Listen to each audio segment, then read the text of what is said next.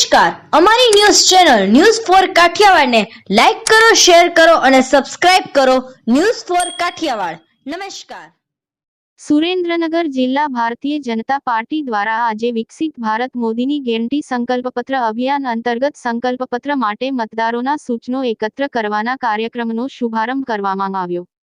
સમગ્ર સંસદીય મતવિસ્તારમાં સૂચનપેટીઓ મૂકીને સૂચનો એકત્રિત કરાશે. જાગૃત મતદારોને વિકાસ માટેના સૂચનો આપવા અપીલ કરાઈ હતી. લોકસભાની ચૂંટણી માટે સંકલ્પપત્ર તૈયાર કરવામાં આવેલ સૂચનો ધ્યાને લેવામાં આવશે. આ કાર્યક્રમમાં કેન્દ્રના આયુષ મંત્રી ડો મહેન્દ્રભાઈ મુંજપરા, નાયબ મુખ્ય દંડક જગદીશભાઈ મકવાણા, જિલ્લા ભાજપ પ્રમુખ હિતેન્દ્રસિંહ ચૌહાણ, ધારાસભ્યો પ્રકાશભાઈ વરમોરા, શામજીભાઈ ચૌહાણ, હાર્દિકભાઈ ટમાલિયા, નિલેશભાઈ શેઠ ઉપસ્થિત રહ્યા હતા.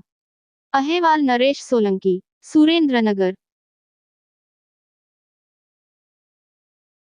ધારાસભ્ય પ્રકાશભાઈ વરમોરા, શામજીભાઈ ચૌહાણ, લોકસભાના સંયોજક નિલેશભાઈ,